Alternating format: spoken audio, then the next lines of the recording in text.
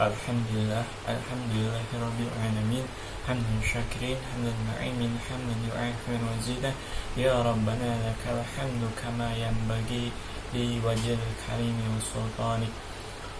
Amma ba'du, puji syukur kehadirat Allah Subhanahu wa taala yang mana kita telah berikan limpah rahmat dan karunia.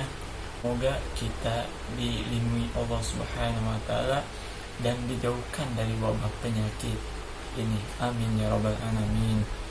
Baik, di sini saya akan menyampaikan sebuah materi pada jenjang SMP kelas 7 semester 1 mengenai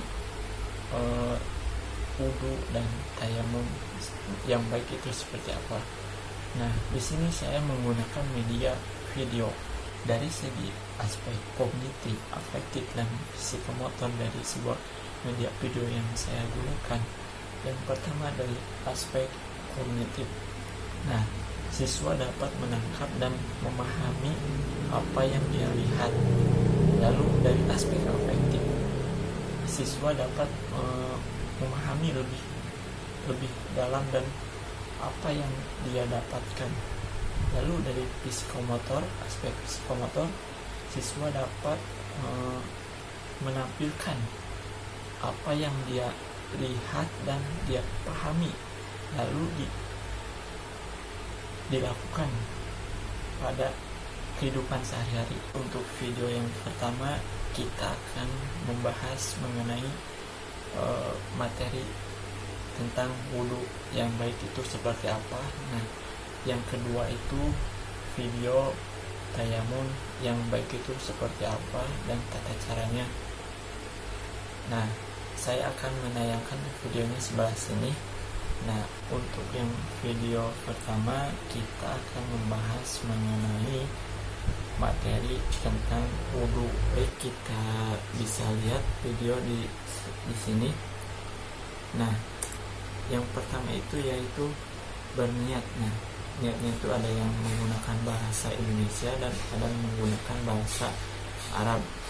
Selanjutnya yaitu membasuh pergelangan tangan supaya pada tangan ini bersih gitu, tidak ada noda atau yang ada pada tangan. Terus selanjutnya yaitu berkumur. Nah, kenapa harus berkumur? Karena dengan adanya berkumur ini supaya mencegah dari penularan penyakit, menguatkan wajah. Baik, untuk selanjutnya yaitu menghirup air dengan hidung untuk mencegah infeksi saluran pernapasan supaya saluran pernapasan itu membaik. Nah, untuk selanjutnya kalian bisa simak dan tonton video ini.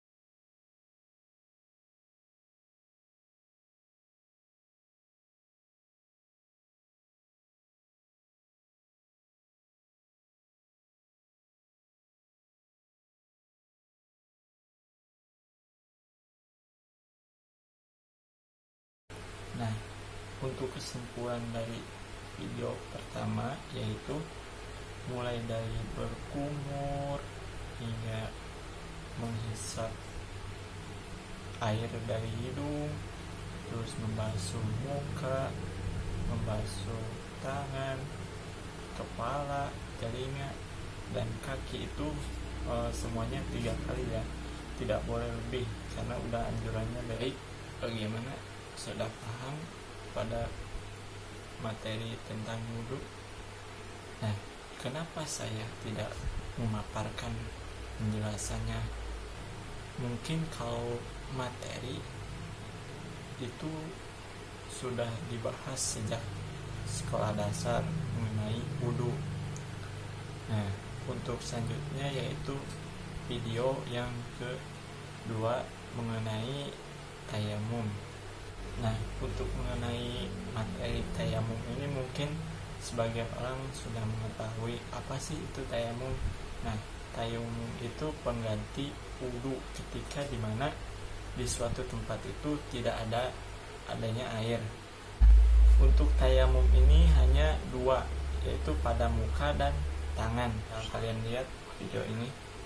Kapan seseorang boleh tayamum? Karena tayamum adalah cara toharoh pengganti, maka seseorang tidak boleh melakukan tayamum kecuali jika ada sebab. Syekh Dr. Shaleh bin Fauzan Al-Fauzan hafizahullah menyebutkan beberapa rincian keadaan yang membolehkan seseorang untuk tayamum. Yang pertama, jika tidak ada air baik dalam keadaan safar atau mukim setelah berusaha mencarinya. Yang kedua, terdapat air dalam jumlah terbatas, sementara ada kebutuhan lain yang juga memerlukan air, seperti untuk minum dan memasak. Yang ketiga, adanya kekhawatiran jika bersuci dengan air akan membahayakan badan semakin lama sembuh dari sakit. Yang keempat, ketidakmampuan menggunakan air untuk berwudu karena sakit. Yang kelima, tidak mampu bergerak untuk mengambil air wudu, sementara tidak ada orang yang membantu untuk berwudu, dan dia khawatir waktu sholat akan habis. Yang keenam, khawatir kedinginan jika bersuci dengan air, sementara tidak ada alat yang dapat menghangatkan air. Kami tegaskan kembali, bagi orang yang tidak memiliki air, dia baru boleh tayamum jika dia sudah berusaha mencarinya, dan termasuk usaha mencari adalah membelinya jika mampu membeli air. Tata cara tayamum telah dijelaskan Allah dalam Al-Quran. Fatayammamu sa'idan tayyiban famsahu biwujuhikum wa aydikum minhu. Lakukanlah tayamum dengan menggunakan tanah yang suci. Usaplah wajah kalian dan telapak tangan kalian dengan tanah itu.